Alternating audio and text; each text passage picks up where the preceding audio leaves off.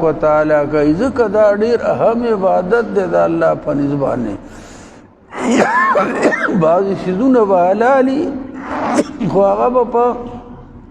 حج کې یا په عمره کې چې دا د مینې حرم دی بیا تاسو احرام تړلی انو دا پابندۍ دی دا به نه کول غواړي لومبنې الله تعالی حکم کوي میاشتې د حج ښایي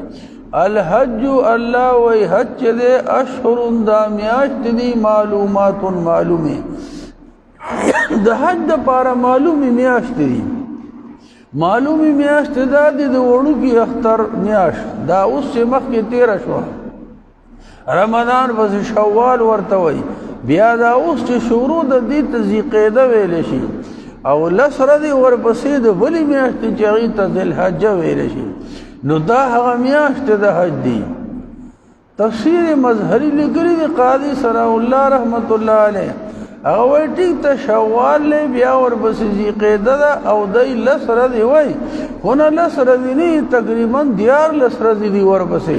14 ورځې ځکه دي چې لسمه خو د قربانۍ ورځ ده او دا د اختر ورځ ده د هغې نه وروستو ټیک ته چې حج وشو احکام ډېر ادا شو خو لا شیطانان ویشتل خو بنده کوي که نه حجیان ورته هلته کې منا کې پراتي دی به د اختر په 3 ورځ باندې واپس راځي دا د ذوالحجې 12 ورځ ده شیطانان به ولي نو دا به هلته کې دی اوسي او بعضې اوقاتو کې بنده ته سوزر راشي نو بله ورځ باندې هم شیطان ویشتل غواړي چې هغه به 14مه د ذوالحجې او د اختر به 4مه ورځ دې ته ایام التشریق هم ویلی شي او د تکبیرات ورځې ورته هم ویلی شي نو هغه وایي نه دا 2-3 پسې یوه ورځ دي هر څه چې دی خو د دې شروع چې کوم ده نو دا د شوال نه ده د دې وجه نه دا پته ولګېده لکه څنګه چې د ماسپښین وخت داخل نه دی او تا نیت وتړو نو دا مونځ خو دې نه کېږي د مازدیګر وخت داخل نه دی او تا نیت وکړو نو دا مونځ دې نه کېږي چې وخت داخل شي نو بیا به مونځ کول غواړي د وخت د داخلېدو نه وروستو کله چې دا میاشت د حج شړومبنۍ میاشت شوال نو د دې نه مخکې که چېرې یو بنده نیت وکړو نو دا ټیک نه ده حج دپاره چې بنده نیت کوي نو اخري ورځ د دې 8مه د ذوالحجې ده په 8مه ورځ باندې به نیت تړي خو نه چې کله میاشت د حج دی لکه څنګه چې د مونځ وخت داخل شو نو ته اوس مونځ کې 1 ساعت پس کې 1 ساعت پس کې 1 ساعت پس کې اخري چې کوم وخت دی تر هغې پورې مونځ کېږي که نه دغه شان دی چې کله میاشت د حج شروع شو شوال شو ته اوس که نیت د حج دپاره کې نو ته کولی شي خو چې تا نیت وکړو تا احرام وتړو نو ګوره د احرام پابندۍ په تا باندې راغلې نو شوال به هم تېرېږي ذیقعده به هم تېرېږي او بیا ورپسې د ذوالحجې دغه 10 ورځې به هم تېرېږي نو د هغې نه وروستو بیا د اختر په ورځ باندې مخکې قرباني کول او بیا ځان حلالول دي د احرام نه ځان ختمول دي نو دا دومره وخت خو پابندي بېشکه چې دا ډېره زیاته ګرانه ده خو هر څه چې دي چې کله وخت راغی نو د وخت نه وروستو که تا نیت وکړو او ته حج بیا کې نو دا حج دې صحیح دی نو که چا شوال کې نیت وکړو یا په ذیقعده کې وکړو او کوي نه که اخري کې چې 8مه د ذوالحجې شي نو بس اوس خو خامخا نیت دی اوس ایام د حج دي دا مخکې میاشتې د حج دي او دا اوس ایام د حج دي 5 ورځو کې بس عبادت د الله تبارک وتعالی چې کوم حج دی نو هغه په دې کې بالکل ادا کېږي او باقي دا ده که چا د دې نه مخکې نیت وکړو نو چې مخکې نیت وکړي نو دا به نه کېږي صرف د امام ابو حنیفه رحمت الله علیه زمونږ ستاسو د مذهب خاوند هغه وایي که چا مخکې نیت وکړو نو وبه شي حج خو دا د مکروه به وشي خلاف سنت به وشي دا به صرف زمونږ د امام صاحب رحمت الله علیه قول نور ائمه وایي نه کېږي نو چې ته د حج دپاره نیت کې نو چې دا ورځ داخل شي هله به نیت کول غواړي هغه ډومبنۍ میاشت شوال ده بیا ذوالقعده ده او بیا ذوالحجه ده نو الله وی الحج حج دے اشهر معلومات دا میاشت معلومی دی هغه شوال لی بیا ذوالقعده چې اوس شروع ده ورپسې ذوالحجه ده اوس چې دې کې چا نیت وکړو مثلا دا میاشت راغلې نو اخري د دې رس 8مه د ذوالحجې ده بیا خو به خامخا نیت تړئ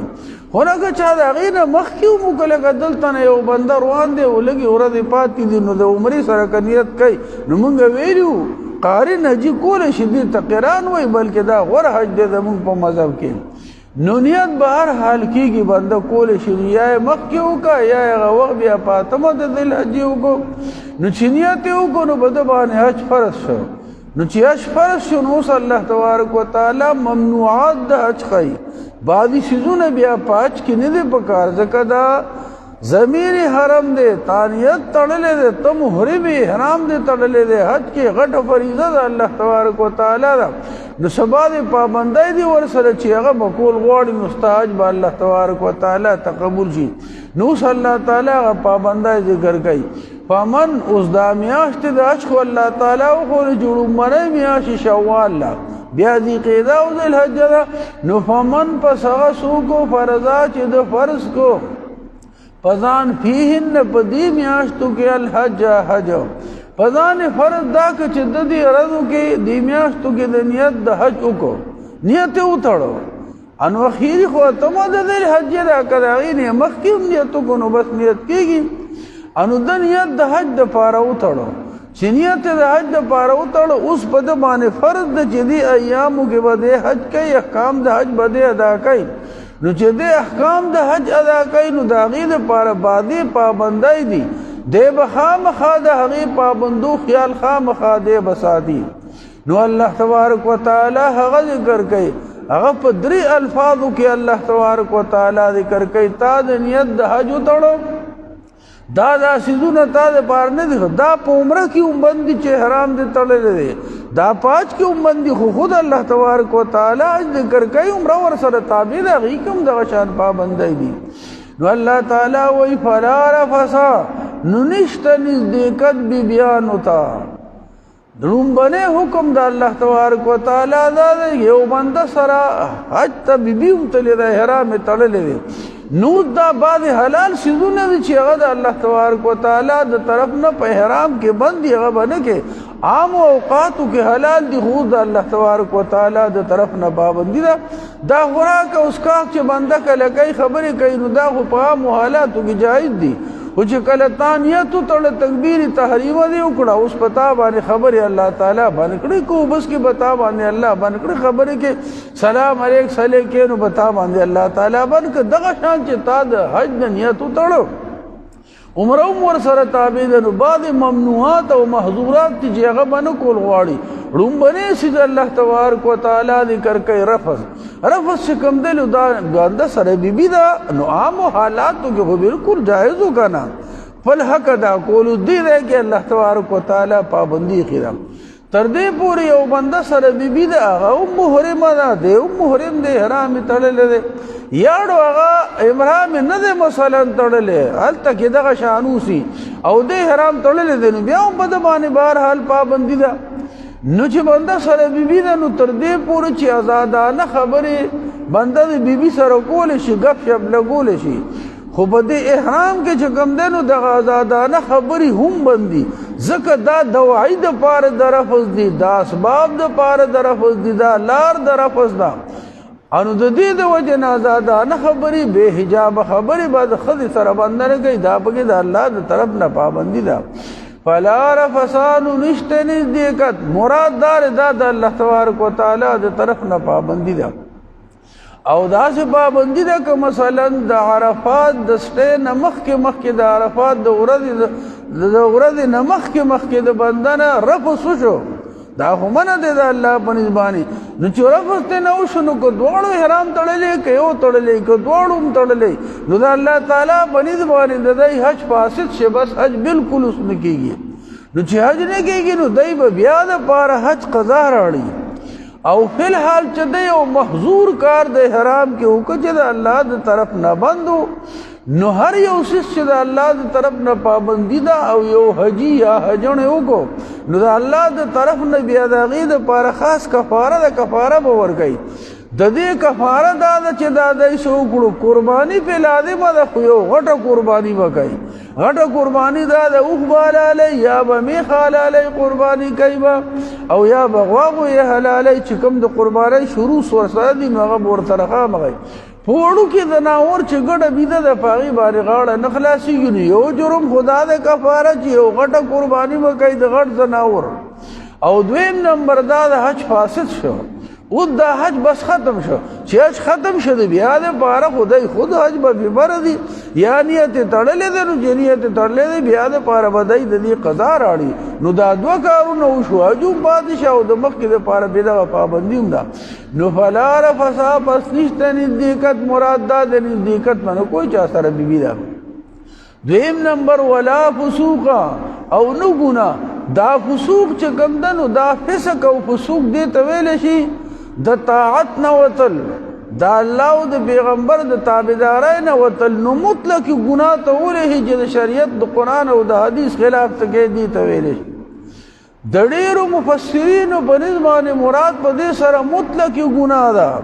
مطلق ګناه به هم نه کوي ځکه د باندې ډېره خاصه پابندي ده کنه دا د مینې حرام هم دی او د بیا حرام هم تړلې ده نو دلته که بنده سجور موږ د هغې ګناه ګورې بیا چندا سیوا دی هسې هم ګناه دی نو بیا داسې ځای کې ډېر ګناه دی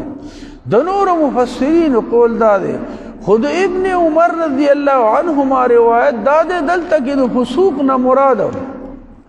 هغه څیزونه دي چې هغه په احرام کې د الله تبارک وتعالی په نسبت باندې بند دي نو چې کوم څیزونه په احرام کې بند دي او د پکې وکړو د هغې دپاره خپلې کفارې هم دي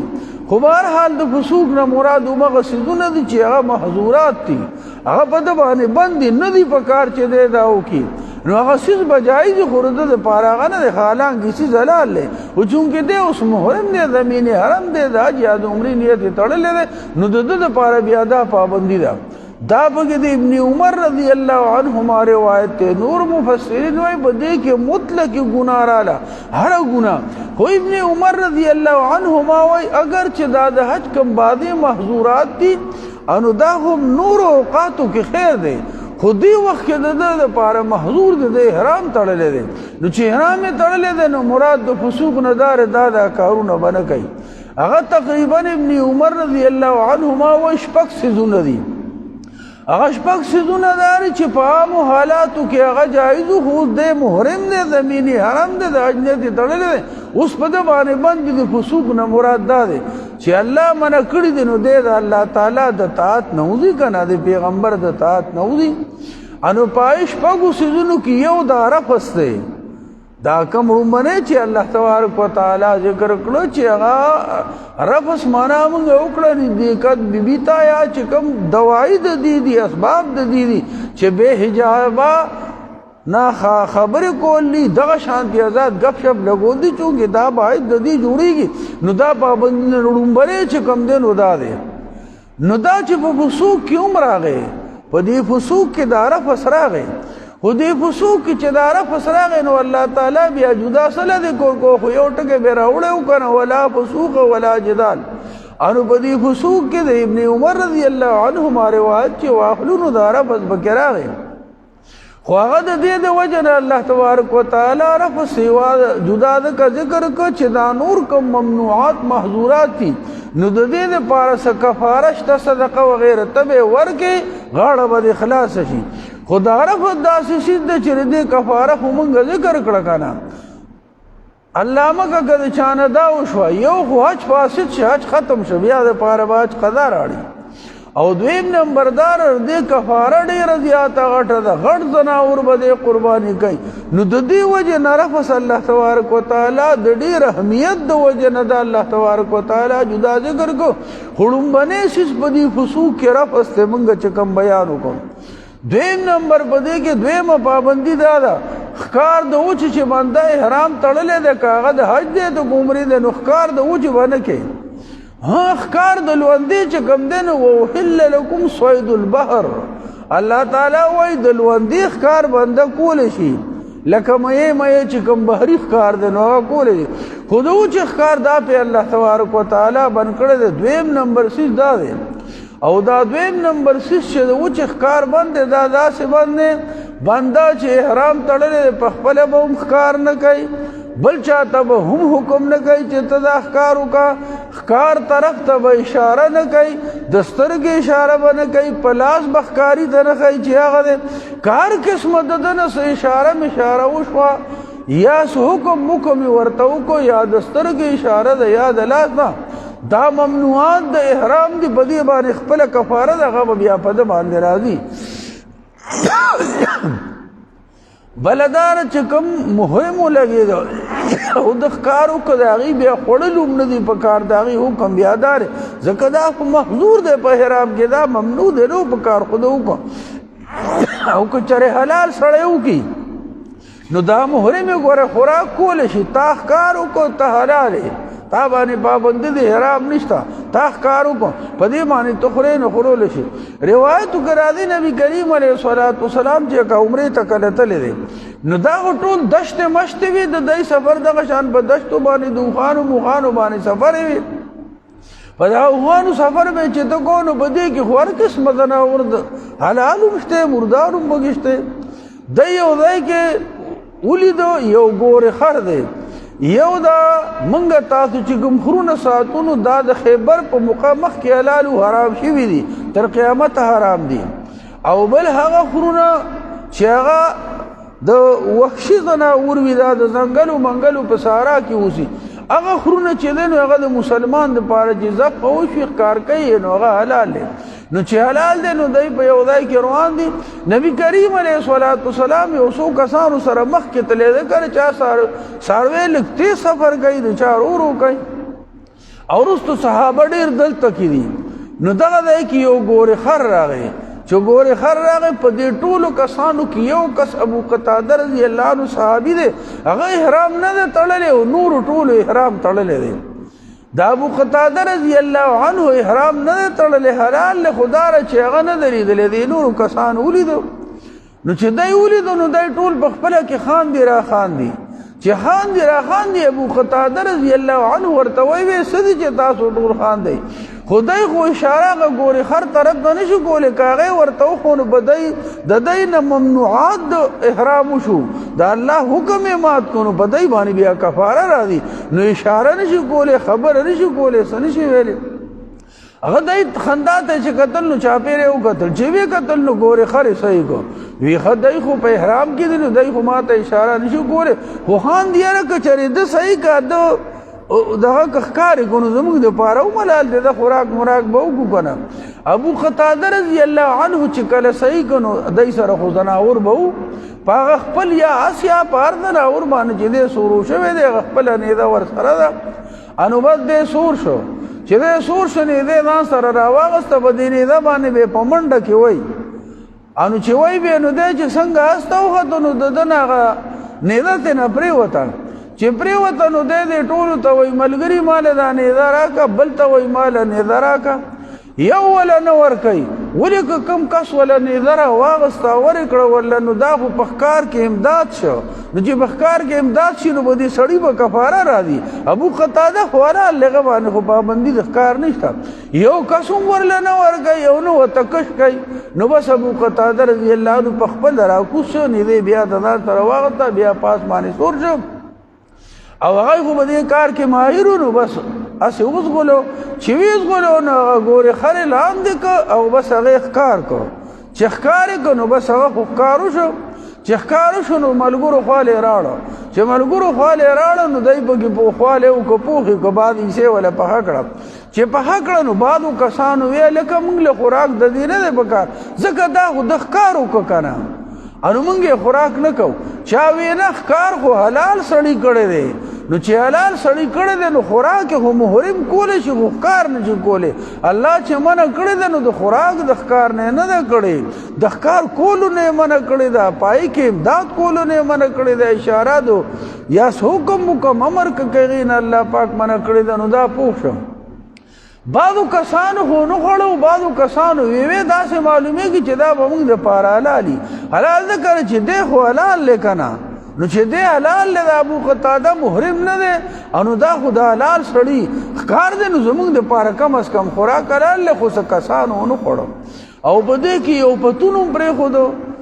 مخکې به دي نبي کریم علیه الصلاة والسلام بلاندې کوي هغه یې مخکې تلي دي راورسېدل چې راورسېدل نبي علیه الصلاة والسلام اعلان دی که د نبي علیه الصلاة والسلام نه تپوس کوي د الله پیغمبره ابو قتاده رضی الله عنه حلالو د ښکار وکړو نو چې ښکار یې وکړو نو هغې نه پوه شه زمونږ بعضو ملګرو وخوړه او بعضو ویې نه راسې نه چې زمونږ دپاره خوراک هم بند دي څه به بیا مونږ کفارې ورکوو ځان به تواني کوو مونږ خوراک نه کوو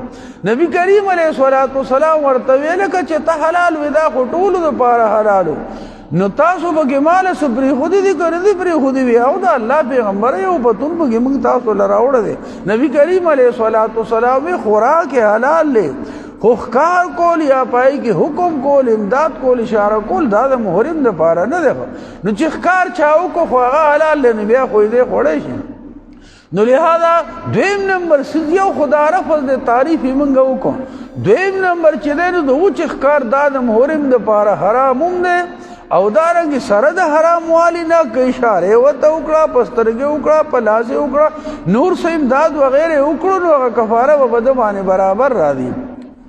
دریم نمبر سیس چې دی نو هغه نکونه ویښته اغوستل دي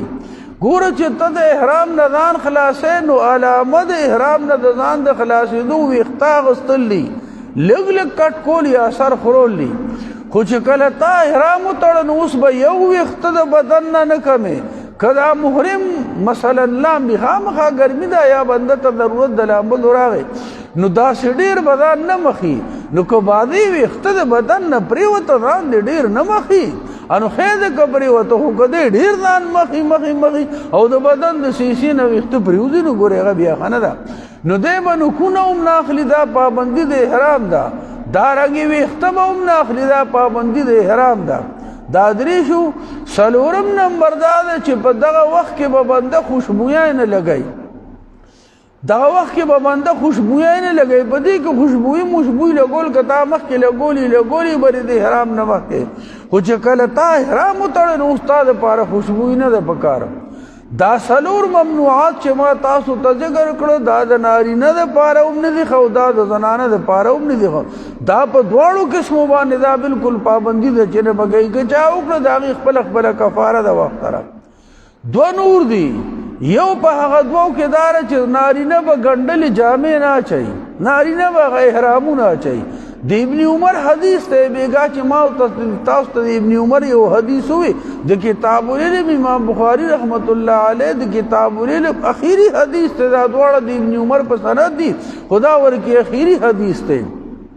نبی کریم علیہ الصلوۃ والسلام عن ابن عمر رضی اللہ عنہما عن النبی صلی اللہ علیہ وسلم ان رجلا سالو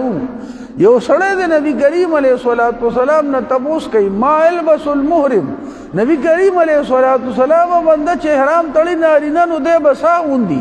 نبی علیہ الصلوۃ والسلام ورته ویل يلبس القمیص دا محرم چې دنو دی به ګنډلې جامې نه اچوي لکه دا قمیص چې کوم دی نو دا به نه اچوي دا لګي ولا البرنس ولا القلنسوة ولا السراویل ولا ثوبا مسه الورس او الزعفران نبی کریم علیہ الصلوۃ والسلام پرتوش شلوار شو قمیص شو ټوپه په سرول شو دا سيزونه بهرحال ګنډلې جامې یا ټوپه په سرول دا سيز چې کوم دی نو دا به نه کوي بلدا د دې موزه نشي چولې دا بند سپلای نشي چولې بوټ بنارینه نه چي دا د نارینه د پاره د صرف دا بوم نه چي فلم يجدن علين فليلبس الخفين وليغطوا ما تحت الكعبين نبی علیہ الصلوۃ والسلام کې یو بنده ته کېړای میړای نه ملاويږي کولاو چپلې کېړای انو بیا کده خامخا موزه چي دا به داسې د ګیټای نخکته کټ کی او بل دا شاد د خپې چې دا مخامخ چې بنده تخکاری پیدار دا روح چې برادي نو د دې ښکار کولم دا سنت طریقه ده نو که بالکل بیا شیرینو بیا به خود موزه په دې طریقې سره کټ کی خدا پابندی چې دنو دا صرف د نارینه د پاره د ګنډلې جامې بنا چي ټوپه بنه بسرای کمیز بنی شلوار پرتوک بنی جاکټ بنی کوټ بنی دا پابندی چې دنو دا صرف د نارینه د پاره ده زنانه حج کوي کو عمره کوي چې احرام تړي نو دا غي چې کوم خپل عام لباس ته عام جامې دي نو بس هغه به چوری دا پیندو شپږم نمبر پکې دا دی دا نارینه ما مخ خود د نارینه ښکاره هر وخت د لپاره غوزه در نشته خو نارینه به سر نه پټوي او زنانه به مخ نه پټوي سر به پټي د زنانه سر به چکونه به چولې خو زنانه به په احرام کې مخ نه پټوي کدی د عمرې نیت تړلې احرام او کده حج د مخ باندې پټوي ځکه چې د زنانه دپاره حج بلکې علامه ده چې د نو دا ښکاره مخ دی او د نارینه دپاره د پابندي چې کوم ده نو دا د سر د پټولو نه ده نو علامه د ده دپاره دا ده چې نارینه به دغه شانتې سرتور سري نو دا زنانه دپاره څلور هغه تیر شو چې هغې کې ورسره نارینه هم شریک وو پنځم ورسره دا زنانه به مخ نه پټوي نو دا پنځه شو او د نارینه دپاره موږ ووایو شپږ دي څلور هغه شو او بل پکې دا ده چې ګنډلې جامې به نه اچوي او شپږم نمبر دا د نارینه به سر نه پټوي موږ چې حج ته تللي وو مزدلفې میدان کې خود بنده ټول ستړی شوی سهار نه په منډو عرفات میدان کې خود بنده ټول د عبادت کې راوکې مزدلفه کې بس ټی کې شپه به تېرې سهار به بیا انشاءالله چې مونځ وکړې څنګه چې مونځ وکړې د مزدلفې نه به راځي نو بیا خو د قربانو ورځ ده نو راځي نو بیا به دا لوی شیطان ولي بیا قرباني ده بیا ورپسې هغه طواف زیارت ته چې کوم فرض دی ستړی پرورای هم ده او نننی ورپسې هم ده او دلته کې شپه شوګیره کول د مزدلفې په میدان کې چې پاتې شي نو د دې هغه دعاګانې چې د نبي کریم علیه الصلاة والسلام عرفات کې نه وې قبولې شوې هغه الله تبارک وتعالی دلته مزدلفه کې قبولې کړي دي او د دې فضیلت د الله تعالی په نسبت باندې داسې ده لکه شپه د لیلة القدر چې ده نو ډېره زیاته هوای چې بندې شوګیره کې ما ملګرو ته وي موږ څلور ملګري مالکه دا به شوګیره کول غواړي بیا پته نه لګي چې بنده دلته راځي او که نه راځي دا خو یو موقع ده الله راوستی یو انو دا الحمدلله چې موږ شوګیره کړه خلکو هم شوګیره کولې خو دا شپه دلته کې قدرت یې ښایي بنده ستړی ستومانه خود په بنده باندې بیا خوب هم راشي نو زمونږ یو ملګری د صلاح والا چې عبدالله کاکانو مې ډېر کاله وشو وفات شوی دی د حج نه وروسته الله دې وبخښي هغه ساده زمیندار غوندې سړی خو ډېر چاخو سره د دې نه عمر زیات و کمزور په ډانګوری به ګرځېده هلته کې بیا ډانګوری مانګوری غورځولې و دا بیا د حرم هغه برکت و په منډه باندې به ګرځېده طوافونه دا ټول څیزونه به یې کول انو هغه چې داسې وکتل شپنې مینور له نو ډېر خلک اوده دی نو چا سر پټ کړی دی چا مخ پټ کړی دی خپې پټې کړي دي ولې شپه یخی ساړی که نه انو هغه شروع شو نو خلکو له مخونه خپې ښکاره کوي نو ما ورته یې حاجي صاحب یې ولید ما ته داسې څلورو واړو طرفو ته وګوره خلک پروت دی اوده دي پکې کم پکې ویښ دي اکثر اوده دي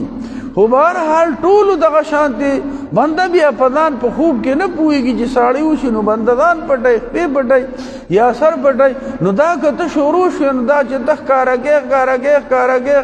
څومره به ته ښکاره کې ما دا خو بد دریاب ته پرېوتلي ته پرېوتی ته خپل لاس په غوځو بل به خپل لاس په غوځوي او که کوم پکې لاړ نو لاړ ته دي بیا خپلې کفارې دي د هغې دپاره هلته ما دا کار مه کوم دا مخلوق ډېر زیات دی نو چې بندې شوګیره کې د الله تبارک وتعالی په نسبت باندې دا ډېره زیاته فضیلت لري نبی کریم علیه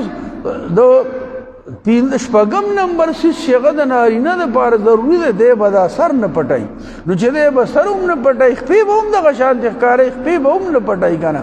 نو دا د نارینه دپاره پوره شپږ شو او د زنانه دپاره تقریبا پنځه د ابن عمر روایت دا دی رضی الله عنهما هغه وایي د فسوق نه مراد دغه محظورات د احرام دي دا څیزونه هسې حلال دي نوکونه اغوستل ویښته اغوستل خوشبویي لګول خو بلکې سنت طریقه ده خو دا پابندی د احرام دي نو چې پابندی د احرام دي نو بنده به د دې نه ځان ساتي نو ځکه قرآن وایي دا به تاسو نه کوئ خو د دې ړومبني هر ډېر ګران دی د رفض بلکې حج ورسره فاسد شو چې مخکې د عرفات نه وشو هغه چې کومه د دې کفاره ده هغه هم یو غټ ځناور قرباني کول دی نو ګران کار دی د دې نورو دا دوره نه دي دا څه لږ لږ صدقات وغیره دي او بعضې اوقاتو کې دا وړه قربانۍ باندې غاړه خلاصېږي مراد ترې دا دی او د عامو مفسرینو قول لا دی په دې کې عام ګناهونه ترې مراد دي نو عام ګناهونه خو خامخا دي هغه به بې د احرام هم نه کوي هغه به په زمین هل کې هم نه کوي نو دلته ته محرم ومې او بیا په زمین حرم کې نو دلته به وې څنګه کوي نو بهرحال دواړو ته حکم د الله تبارک وتعالی د فسوق داور شامل دی او بل دریم نمبر ولا جداله او نه جګړه جدال چې کوم دی نو دا جنګ او جګړو ته ویلی شي د اکثرو مفسرینو قول خدا دی مراد په دې سره جګړې دي ځکه دغه ځای کې خلک ډېر زیات دی نو چې خلک ډېر زیات دی خلک ډېر زیات ګڼ دی یو ځای کې چې له 70 کسان وي نو هلته کې جنګ جګړې کېږي او دا د تمام دنیا مسلمانان راغلي دي هر ځای د خلکونه ډک دی نو کته طواف کې نو بس هم ډېر زیات مخلوق دی کته دلته کې صفا مروه ټینډ کې نو لا مخلوق دی کته په مینا کې کارفات ته دي د عرفات نه واپس راځي مزدلفه کې دې ټول ځایونو کې ډېر زیات رش دی نو الله تعالی دې کې داسې ځایونو کې خو جنګ او جدال او جګړې راځي که نه کله به تا ټکره خوړلي کله به چا سره لګېدلی څوک به دې خوږ کړي کله به چا خوږ کړی نو دې کې به جنګ جګړې تاسو نه کوئ دې کې به صبر کوئ ځکه ستا چې کوم حج دی او د دې کوم جلا نورانیت ته ګورې برکاتو کې به فرق راشي دې کې به ډېر زیات احتیاط کول غواړي یو قول پکې د بعضو مفسرینو دا د معرف القرآن نقل کوي د جدال نه مراد یو خدا عام جګړې مګړې دي کنځلې او بدې شدې دي دا خو به خود بنده نه کوي بلکې هغه په دې فسوق کې هم راغی دا جنګ جګړې خو عامو حالاتو کې هم نه دي او دلته ګېډو خو نه دي او دویم نمبر قول پکې دا د جدال نه مراد هغه په خپله کې مخالفت دی مخالفت دا د قریشو بدان ته حمس وي او حمس دا د یو خصوصي ارس چې دی نو دی بدان ته هم د الله پرېس خو الله عزت ورکړی دی ځکه دا خاندان د نبوت دی د نبي علیه الصلاة والسلام سره تړلی دي خو بله دا ده چې دی به فخر او تکبر کو په هغه خپل خانداني وخت باندې به فخر کو او د الله تعالی په نسبت باندې خو په دین کې مساوات دي نو چې دی به کله دلته کې عرفات ته تلو نو د سهار د طرفه خلک عرفات ته ځان ورورسوي او ماښام چې هلته کې نور پرېوځي نو بیا به راځي د ماښام مونځ به دلته مزدلفه کې د ماسخوتن سره کوي نو عرفات ته لاړ شي دا وخت هلته کې تېر کړي شپه مزدلفه کې تېروي دا مزدلفه چې ته تېرېږې د مینا نه دی نو دا لاره کې راځي نو دا به لاره کې پرېږدي نو ته به لاړ شي عرفات ته انو بیا ماښام چې څنګه هلته کې نور پرېوځي نو واپس به راځي نو شپه به دې دلته سهار به بیا انشاءالله مینا ته راتلي د قریشو دا طریقه وه چې هغوی به عرفات ته نه تلوي نور خلک به دي خو موږ به نه ځو او وجه دا وه چې د عرفات چې ده نو دا د زمین حرم نه بهر دی دا د میقات نه بهر دی دا په زمین هل کې دی او مزدلفه چې ده نو دا په زمین حرم کې ده دا یو قسم له متکبرانه اندازو فاخرانه اندازو هغوی به وي موږ اوسېدونکي ګاونډیان د الله تعالی د کور یو موږ اوسېدونکي د حرم یو زموږ دپاره په حج کې د زمین حرم نه وتل نه دي پکار عام خلک به دي نو هغوی برس په عرفات کې تېروي او موږ به نه تېروو زموږ دپاره دا یو قسم له عزت خصوصي شان دی خدا الله تعالی په نسبت باندې د عرفات په حج کې درې فرض دي نو یو فرض پکې د عرفات میدان کې سناسه وخت تېرولی او که چا د عرفات میدان کې وخت تېر نه که لږ یا ډېر نو د حج نیمګړی شو چې حج ونه شو دی به بیا دپاره حج کوي او مزدلفه کې د شپه کول چې دي نو دا په حج کې واجب دي نو دا واجب دي او هغه خو رکن د حج دی هغه ضروري دی نو دا الله تعالی په نسبت باندې خو که حمس ته قریشي دی نو هغه به هم دي که عام خلک دی ځکه د الله تعالی په دین په عبادت کې خو مساوات دي کې خو برابروالی دی هغوی به هپله نه تلو نو مخالفت پکې دا راغی عام خلک و ځي عرفات ته شپې دپاره دلته راشي او دی دغه شانتې چل کوي دویم نمبر مخالفت دا جاهلیت په زمانه کې هم د حج دا طریقه او د عمرې دا روانه وه هغوی به هم کو اگر چې په خپل کافرانه طریقې سره یې کول خو دا عظمت د زمین حرم او د بیت الله دا د ټولو خلکو منلې ده دا بې برابر کو نو حج به کو خو هغوی به فرق دا کو بعض خلکو حج په ذوالحجه کې کو دا دې پسې میاشت ده او بعض خلکو چې حج کو نو هغوی به ویې نه دا په ذوالقعده کې ده دا چې کومه میاشت شروع ده نو د جدال نه مراد یا دا مخالفت دی چې کومو کسانو به په ذوالقعده کې کو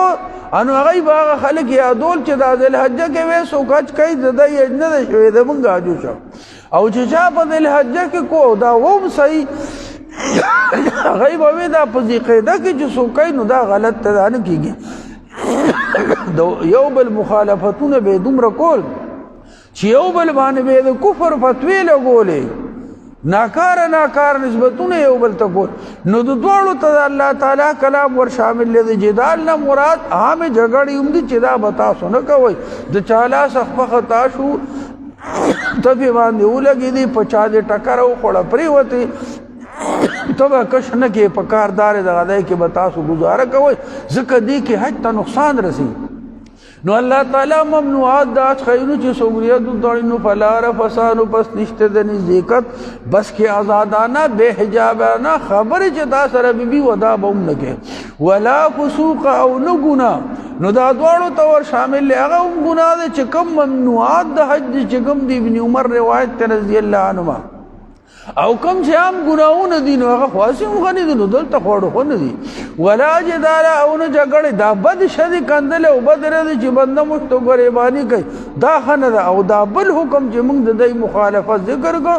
د قریش وغیرہ یاد میاشتو چا پدې کېده کو یا پدې لهجه کې دواړه ته نه مراد فی الحج په حج کې واخر دعوانا ان الحمد لله رب العالمين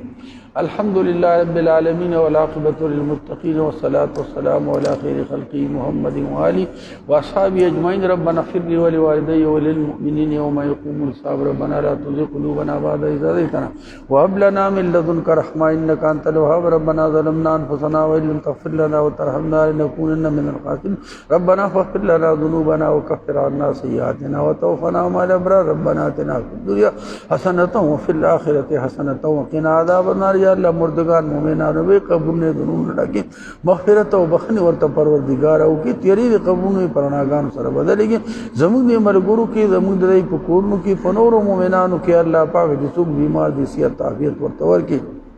مریضانو ته شفا کامل عاجل پروردگار اور نصیب کی کم چې لا علاج می بارې دی نبی علیہ الصلوۃ والسلام ته بنا وخته یا الله زمونږ د عملګری بال او نور ټول مؤمنان ته مامون او محفوظ کی کم چا دی خلی پروردگار د قران په برکت سره صحت عافیت ورګي تا ته قابل دی علاج یا الله پاک چا چې کوم لاکړې کاکړې پریشانې زمونږ ملګرو کې الله دې نکوي یا پنور مؤمنانو کې داسې مسلې وی چې هلي نشته خداوند کریمه داغي مسلو حل ور تراو باسي دا پریشانه خداوند کریم ته نظر کې زمون ملګرو تخاص او نور مؤمنانو تعفو او عافیت سره ژوند پروردگار نصیب کې د دواړو جهانو د خیرونو زمونږ د ټولو جوړه اډه کې اوس راته یو لکوي د خان شیر استاد زید غفیدا مفتی سے زید خان شیر استاد نو سه د دې رده د رخصوي د چې په خپل چې د ځان رو کړه د کچا بوتل دې الله تعالی دې وکي چې هغه وی الله تعالی دې د هغه حفاظت وکي که په خپل تله الله تبارک وتعالى دې کور طرف تمخ کی کور ته دې الله تبارک وتعالى مامون او محفوظ راولي د دې التاف جي سيمم چې زید کنه سه خود ما په خیال نو سه هم وې د سورۃ نو شانتی روک ته الله تبارک وتعالى دې هغه مامون او محفوظ ساتي بخیر او عافیت الله تبارک وتعالى راولي ارس طریقه چې د عافیت یو شرونه فسادونه دي الله تبارک وتعالى دې غي مامون او محفوظ لري خپل کور ته الله پاک راولي حل د مسلو دې الله تبارک وتعالى د هر چا د مسلې چې کمل له الله تبارک وتعالى خصشته الله تبارک وتعالى دې پریشانه قدمي کی الله تبارک وتعالى دې مسلې هر کی جایز سوالونه دې الله پاک د مند درد شرکاو د ټولو مؤمنانو برابر کی یا الله به اولاد او اولاد نیک او صالح ورګه کتا ور لور کړی خنارینا اولاد کمه محفوظه دا خو پیغمبرانو موغته خداوند کریم زمونږ دې مرګورو کې چې چانی یا نور مؤمنان پروردگار ني هغه تنه صالح نارینه پاینده اولاد ورګه بني صالح نارینه پاینده اولاد سره د ټولو کورن خداوند کریم ته آباد ولري د ټولو کورن به آباد کې یا الله پاک چې شاته دې ورکړي دې اکثر ته تا د مونږ مرګورو تا نور مؤمنانو ته ورکړي دي یا الله پاک اولاد د مور او د پلار د پاره سردردې مو جوړي سردردې پروردگار مو جوړي مخکې د خپل ځان او د پیغمبر تابعدار کې بیا د والدینو خداوند کریم تابعدار وګرځي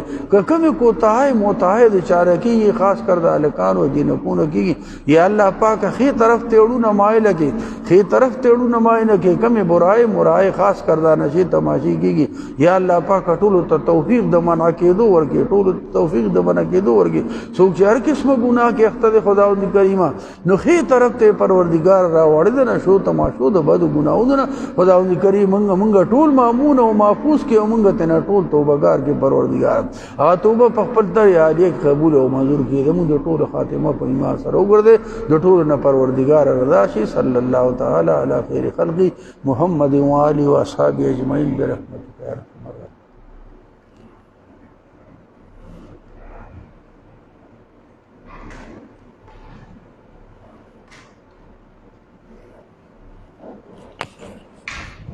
السلام علیکم.